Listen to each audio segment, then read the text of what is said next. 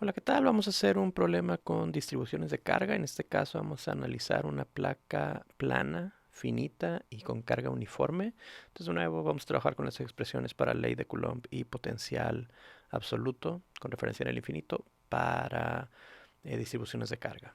¿Sí? Entonces vamos a pensar en que sea una placa horizontal, que es cuadrada, de lados L por L y que tiene una carga total uniformemente distribuida positivo Q. Para no hacerlo tan general, vamos a trabajar en un caso concreto, que es vamos a calcular el campo eléctrico y el potencial a cierta distancia d por encima del centro. Entonces, no en cualquier posición, justo por encima del centro. Y como probablemente es obvio, vamos a trabajar con un sistema de coordenadas cuyo origen es el centro de la placa. ¿Sí? Con este origen de coordenadas, obviamente la posición donde vamos a calcular el campo eléctrico es 0,0,d o dk, el lenguaje de vectores unitarios. Y la posición de nuestras fuentes, de las caras que conforman la placa, pues lo que tienen en común es que no tienen coordenadas z. Sus coordenadas son x, y o x y más yj, donde x toma valores en el intervalo entre menos l medios y l medios, y y también es un elemento del intervalo que va de menos l medios a l medios. ¿Sí? Entonces aquí no hace falta escribirlo en términos de senos y cosenos, ya que vamos a trabajar con un objeto cartesiano, un objeto rectangular, un objeto que es más fácil de escribir en términos de coordenadas cartesianas. Ya que tenemos esto, pues bueno, vamos a utilizar x' y y' para que no se nos olvide de quién estamos hablando. X' y y' son las coordenadas de las fuentes de campo o de potencial, y lo que no tiene prima de, por ejemplo, pues es la coordenada del punto donde estamos calculando el campo eléctrico o el potencial. Entonces el vector r menos r' es menos x' y menos y' j más dk, y su magnitud pues es trivial, raíz de cuadrados. ¿Sí? Ahora en este caso las cargas están distribuidas superficialmente, así que vamos a trabajar con densidad superficial de carga sigma por pequeña área, por nuestra área infinitesimal de A, y por la geometría que tenemos, este diferencial no es otra cosa que una base de x por una altura de y, o como lo queramos ver. Tenemos nuestro pequeño rectangulito de área de A, y uno de sus lados pues es una pequeña extensión en x de x y el otro lado es una pequeña extensión en y de y. Y bueno, nuestra densidad de carga pues es Q entre L cuadrada, está distribuida de forma uniforme. Ahora sí, reuniendo estos dos datos, tenemos que nuestro diferencial de carga, nuestra pequeña carga, va a estar dado por Q entre L cuadrada de x de y, que de nuevo es el área de nuestra pequeña área. ¿Sí?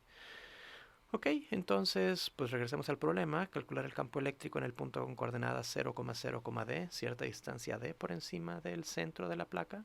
Entonces regresamos a la ley de Coulomb, 1 entre 4 pi epsilon 0, doble integral, porque vamos a integrar respecto a x y respecto a y, de r menos r', menos x' y, menos y' j, más zk, que no se nos olviden las primas, entre magnitud al cubo, que va a ser x' cuadrada, más y' cuadrada, más... Y ahí nos confundimos, ahí no le estábamos llamando z a la coordenada z, le estábamos llamando d. Entonces ahora sí nuestro denominador va a ser x' cuadrada más y' cuadrada más d cuadrada a la 3 medios por dq, q entre l cuadrada de x de y estamos integrando ambas coordenadas x y y desde menos l medios hasta l medios. ¿Sí? Así que ambas integrales tienen los mismos límites de integración. Y ahora sí, bueno, antes de arrancarnos haciendo integrales, vamos a analizar la primera integral, la integral de las componentes x. ¿Sí? Que sería q entre 4 pi epsilon 0 l cuadrada, sacando q entre l cuadrada de la integral, doble integral de menos x', las de x y de y también son de x' y de y', obviamente, se nos había escapado eso. Entonces la integral de la componente x sería menos x' entre x' cuadrada más y' cuadrada más d cuadrada a la 3 medios, integrando de x' y de y' desde menos l medios hasta l medios, y lo voy a escribir una sola vez, al cabo que son mismos límites de integración. ¿Sí? Entonces es nuestra primera integral que tenemos que hacer y vamos a hacerla. ¿Sí? Vamos a ver qué tenemos que obtener. Ahora, antes de eso, vamos a analizar qué es lo que tenemos, nuestra placa cuadrada, y estamos calculando el campo un punto por encima del centro. por razones de simetría, obviamente, sabemos que el campo eléctrico debe apuntar solamente hacia arriba, vertical 100%. En esa ubicación, en otras no será el caso, pero en esa posición tiene que ser exactamente vertical, por lo tanto, tanto la componente X como la componente Y tienen que ser cero. Este integral que acabamos de escribir debería ser cero, lo cual quiere decir que voy a trabajar con una integral un poquito más sencilla, que es lo mismo. Nos vamos a enfocar en la integral respecto a X, la primera integral. Entonces, ignorando el menos, que es trivial, tenemos x entre x cuadrada más algo al cuadrado. Era y cuadrada más d cuadrada, pero como estamos integrando respecto a x, y es un número, es una constante, así que lo voy a agrupar en a cuadrada, ¿sí?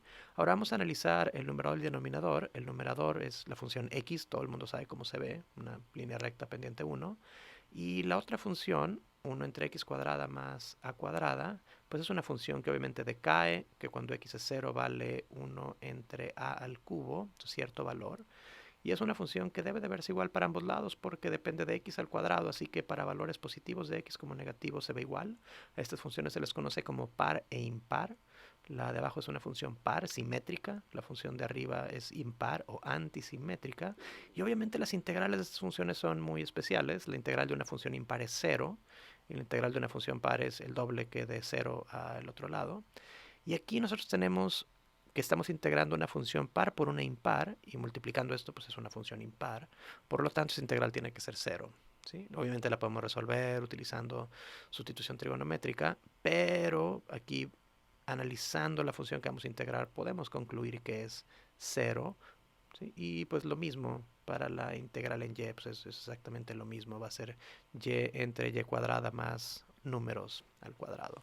Entonces, de nuevo, nada más otra manera de ver que estas componentes tienen que ser cero. La componente z es la que nos interesa, es la que no es cero. Y vamos a evaluarla. Es q entre 4pi epsilon 0 d cuadrada. ¿Sí? Y ahí creo que había quedado un poquito feo. Bueno, vamos a escribirlo un poquito más bonito. Q entre 4pi epsilon 0 L cuadrada. Es verdad, el área era L cuadrada. La integral de menos L medios hasta L medios de la componente z, que era d entre denominador. X' cuadrada más y' cuadrada más d cuadrada a la 3 medios de x' de y'. Esa es nuestra integral. Bastante complicada, no del todo fácil. Así que vamos a utilizar herramientas para resolverla. Les voy a mostrar cómo la resolvería en Maple. Empezamos con Restart para reiniciar la sesión. Y ahora sí voy a escribir mi integral y voy a empezar escribiendo las integrales con el comando int con I mayúscula para que me despliegue la integral y verificar que no me estoy equivocando. Entonces ahorita ya sabemos que es 0, pero bueno, vamos a hacer la integral de x, que era menos x entre x cuadrada más y cuadrada más d cuadrada, integrando x de menos L medios a L medios y y también de menos L medios a L medios, esta doble integral, ¿sí? Y ahora que ya vimos que no nos equivocamos, pues cambiamos el comando int con mayúscula por int con minúscula y ahora sí nos va a evaluar la integral y nos da 0. Ya lo sabíamos que tenía que ser, es una integral de una función impar. Podemos hacer lo mismo con la componente y, que pues va a ser lo mismo integrado respecto a y. Aquí primero nos arroja un error porque está intentando hacer primero la integral de x y ahí mete los límites de integración y Maple no sabe si L es positivo, negativo o imaginario, así que si cambiamos el orden de integración, que no afecta a la doble integral, obtenemos lo mismo. Y por último hacemos la integral de la componente z, que era de entre eso, y aquí otra vez pues Maple nos dice que no puede determinar cómo son ciertos valores porque Maple no sabe cómo son estas cantidades que estoy poniendo, así que voy a utilizar el comando assume para decirle a Maple, ok, asume que D es un número positivo mayor que 0 y que L también es un número positivo mayor que 0, y vuelvo a hacer mis integrales, otra vez vuelven a ser 0 las que sabemos que son 0, y la componente z ahora sí ya nos da esta función que se ve curioso, es una arcotangente hiperbólica y ahí hay una i, esa i mayúscula es imaginario i, pero esto es un número real, aunque no parezca. Esta función arcotangente hiperbólica tiene características curiosas. ¿Por qué? Porque esta integral es una suma y estamos sumando puros números reales, así que esto tiene que ser un número real, aunque no lo parezca. Vamos a convencernos que no. Entonces le voy a decir a Maple que me sustituya los valores L igual a 1 y D igual a 2, una placa de lado 1 por 1 y estoy 2 por encima, y que me lo evalúe. Me sigue diciendo que es menos 2 por I raíz de menos 1 arcotangente, bla, bla, bla. Le voy a poner que me lo evalúe numéricamente, eval f, ¿sí? y nos dice que es punto 2, 3, 5, etcétera, más 0i, es decir, este número que Maple lo estaba considerando como complejo es en realidad real, no es un número imaginario, es un número perfectamente real, solo está escrito en términos de funciones medio raras, porque bueno, esa fue la manera en que Maple resolvió esta integral.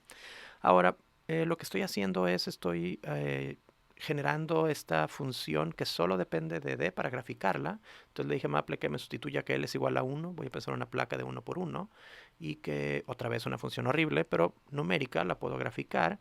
Y vemos algo curioso, que esto no tiende a infinito a una distancia 0, sino que tiende a un valor parecido a 6. Así que le voy a decir a Maple que me evalúe cuando d es igual a 0, esta función que acabo de encontrar, y Maple dice que es por ahí de 6.28, lo cual suena curioso, así que le voy a decir que me lo sustituya, pero que no me lo evalúe numéricamente, y me dice que es 2pi. Entonces, curioso, podríamos haber pensado que debiera ser infinito, y de nuevo, este es el límite. No tiene sentido hablar del campo eléctrico en la placa porque no me puedo parar en la placa. Ya hay átomos ahí. No puedo poner una carga donde ya hay una carga. Pero nos podemos acercar, podemos pensar en el límite. Así que vamos a ver qué es lo que nos acaba de decir Maple. Nos acaba de decir que en el límite en el que d tiende a 0, esa integral tiende a 2pi, entonces simplificando nos queda q entre 2 epsilon 0 L cuadrada. Q entre L cuadrada es la densidad de carga superficial sigma, así que encontramos sigma entre 2 epsilon 0, que probablemente recuerden, es exactamente el campo eléctrico de una placa infinita, así que lo que acabamos de encontrar es simplemente que si estamos muy cerca de una placa finita, el campo eléctrico se comporta igual que el de una placa infinita, lo cual no es del todo sorprendente una vez que lo pensamos de esa manera, ¿sí? Ok, ahora vamos a continuar con el potencial. El campo eléctrico pues era esa expresión medio fea, no es una función bonita, es una función que podemos graficar y evaluar, pero bueno, no es una función a la que le podamos sacar mucho más jugo.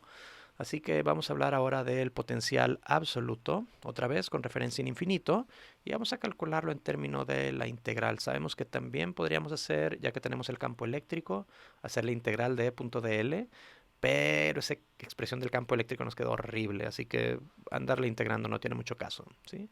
Entonces ya teníamos todos nuestros ingredientes, vamos a sustituir lo que ya conocemos. Sabemos que dq era q entre l cuadrada por dx' de y', y sabemos que la magnitud de r menos r' no era otra cosa más que la raíz de x' cuadrada más y' cuadrada más z cuadrada o d cuadrada. Ahora vamos a llamarle z, ¿sí?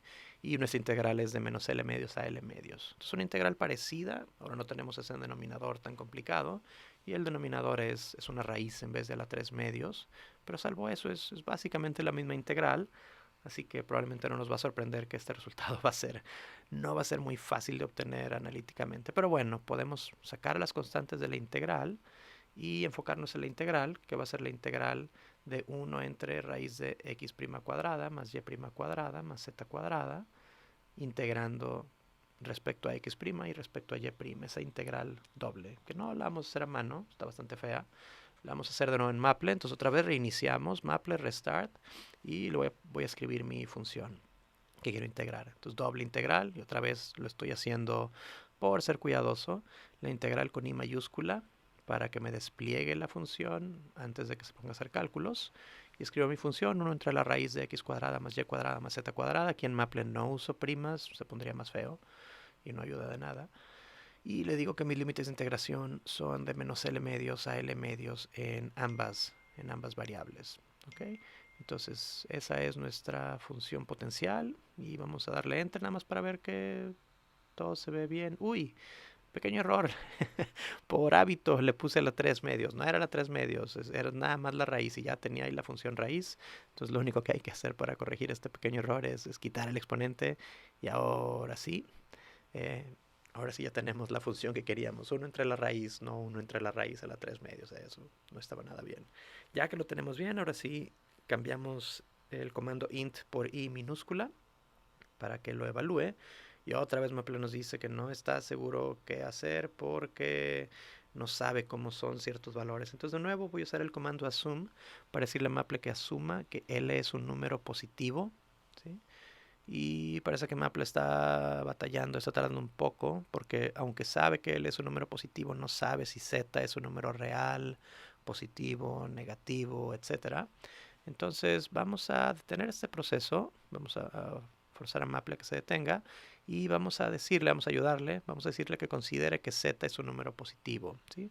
Sabemos que z podría ser negativo si estamos debajo del eje, pero bueno, vamos a pensar que estamos arriba del eje. A fin de cuentas es simétrico, va a ser lo mismo, ¿sí? Entonces vamos a decirle a Maple que z es un número positivo para que no piense que es un número imaginario y empiece a hacer unas integrales con las que se van a divertir en FISMAT 2, pero bueno, ahorita no.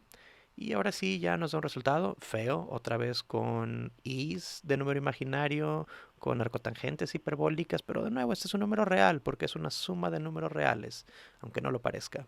Así que le vamos a decir a Maple que, bueno, primero vamos a especificar el valor de L, vamos a decirle que es una placa de lado L igual a 1. Entonces utilizo el comando subs, svs, sustituir, sustituye L igual a 1 en mi función v, de nuevo una función medio fea, pero ya es una función solamente de la variable z. Entonces vamos a graficarla, vamos a graficar esta función que obtuvimos de z igual a 0 a z igual a 5, ya es una función perfectamente real. ¿Sí? De nuevo, aunque no aparezca y esas funciones feas aparecen ahí, esta es una función real, esta es una gráfica de un valor real, es una suma de valores reales. Si hubiéramos hecho esta integral de manera escrita sería obvio. ¿Sí?